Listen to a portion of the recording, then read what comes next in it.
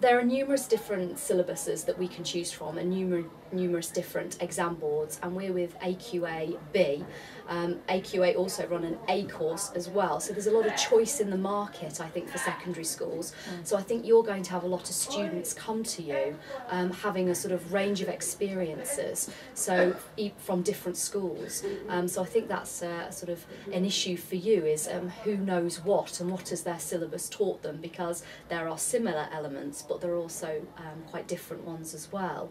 Our course, we have exams at the end of year 12 and then at the end of year 13, and they are examination units and coursework units as we go through. One of the units for our AS is called Aspects of Narrative, and this is to try to teach the students of how a story is put together, and trying to include some narratology within that as well as a theory. They have to read 2 novels. We do Pride and Prejudice and we do The Kite Runner, so they have a modern novel and obviously an older novel as well.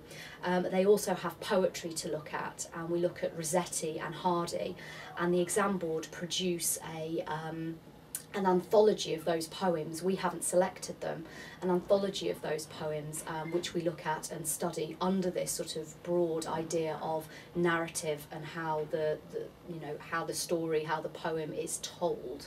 I think it's quite a complicated unit because I'm not quite sure even the exam board knows what they mean by narratology, and we've become a little bit unstuck with going down perhaps a more theoretical route, looking at Barthes and all that, when actually the exam board mean things like sort of more character or theme.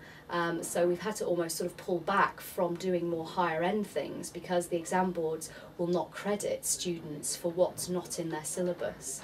So I think that's an interesting sort of angle. If you try to challenge and you try to include more top end ideas, sometimes the exam boards will not credit you for doing so. Isn't that very frustrating for A-level students, the bright ones? Very. You'll speak today, we're in class with Elizabeth Mahoney. She's one of our top candidates. She's been accepted into Cambridge. She has a beautiful writing style and is incredibly intuitive, and she gained a C on that exam.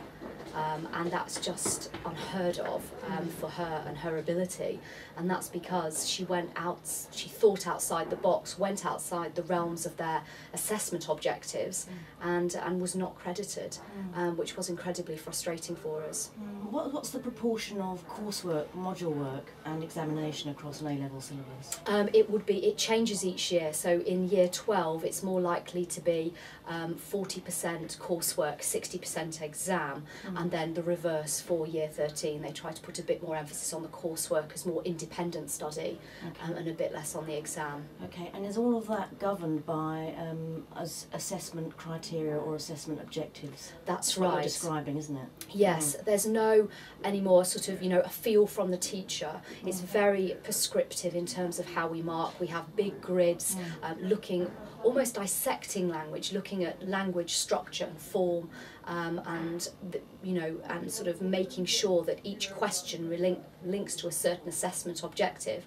Can be quite you're having to teach assessment objectives rather than English sometimes, I think.